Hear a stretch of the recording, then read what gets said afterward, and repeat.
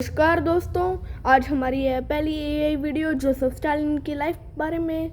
चलो देखते हैं। जोसेफ स्टालिन की जिंदगी 3 मिनट्स में। मैं आपको बताऊंगा कि कैसे जॉर्जिया का एक कोबलर का बेटा 20वीं सदी के सबसे कॉन्सिक्वेंशियल और फियर्ड लीडर्स में से एक बन गया। 18 दिसंबर 1870 को गोरी में योसेफ जुगाश्विली के नाम से जन्मे। वह गरीब, बीमार और स्टबर्न पले बड़े। एक टैलेंटेड स्टूडेंट, वह सेमिनरी स्टडीज में था, फिर अंडरग्राउंड मार्क्सिस्ट सर्कल्स में चला गया। उसने स्टालिन नाम अपनाया, जिसका मतलब है मैन ऑफ स्टील। शुरुआत में उसने बोल्शेविकों के लिए बैंक्स लूटे, स्ट्राइक्स ऑर्गेनाइज की और साइबेरियाई निर्वासनों से बचा।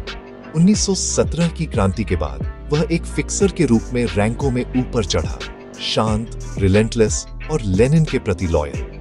1922 में वह कम्युनिस्ट पार्टी का जनरल सेक्रेटरी बन गया, एक पोस्ट जो ब्यूरोक्रेटिक लगती थी लेकिन अपॉइंटमेंट्स और इंफॉर्मेशन को कंट्रोल करती थी। वह उसका लीवर था। टर्निंग पॉइंट 1, 1924, लेनिन की मौत। स्टालिन ने अलायंसेस, डॉसिएज और पार्टी मशीनरी का उपयोग करके ट्रॉट्स्की जैसे प्रतिद्वंद्वियों को मात दी। 1920 के दशक के अंत तक वह पावर के सेंटर में खड़ा था। अगला 5 ईयर प्लान्स, स्टील, कोयला, डैम्स, फैक्ट्रियां। परिणाम स्टैगरिंग थे। यूएसएसआर एक दशक में अग्रेरियन से इंडस्ट्रियल पावर बन गया, लेकिन ह्यूमन कॉस्ट बहुत ज्यादा था। कलेक्टिवाइजेशन ने किसानों को स्टेट रन फार्म्स पर मजबूर किया। रेजिस्टेंस को कुचल दिया गया। शहरों को खिलाने और इंडस्ट्री को फंड करने के लिए अनाज जब्त कर लिया गया। यूक्रेन और उसके बाहर अकाल पड़ा। 1933 का होलोडोमोर, लाखों मरे गए।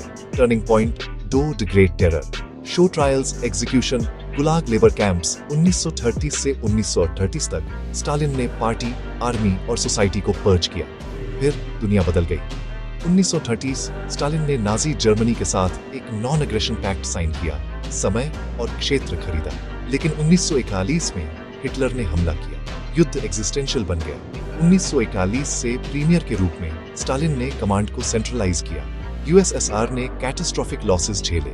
लेनिनग्राद का सीज, स्टालिनग्राद का इन्फर्नो, कुर्स्क के टैंक्स, फैक्ट्रियां पूर्व में चली गईं। सैनिक और नागरिक अनएंड्यूरेबल सहन करते रहे।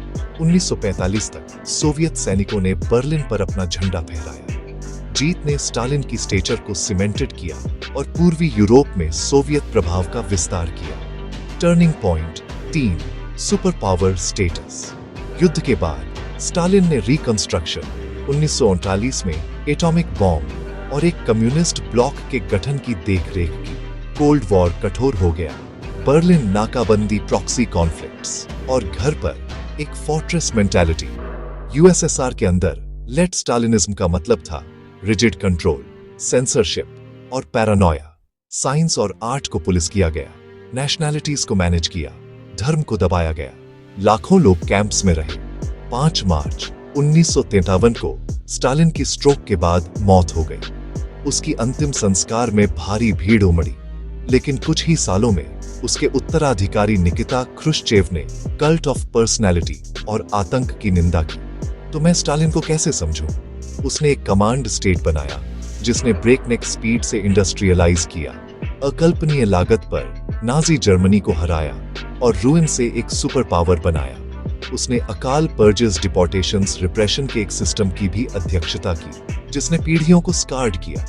वह टेंशन, ट्रांसफॉर्मेशन और ट्रेजेडी के बीच उसकी लेगेसी का कोर है। एक लीडर जिसने एक देश को फिर से बनाया और ऐसा करने में लाखों लोगों की जिंदगी को फिर से बनाया और लाखों को खत्म किया। हिस्ट्री सिर्फ डेट्स और डिक्रीज नहीं है, यह कॉन्सिक्वेंसेस के साथ चॉइसेस है। स्टालिन की जिंदगी दिखाती है कि पावर कैसे एक्यूमुलेट होती है, डर एक स्टेट को कैसे चला सकता है और जीतें वास्ट ह्यूमन सफरिंग के साथ कैसे कोएग्जिस्ट कर सकती है।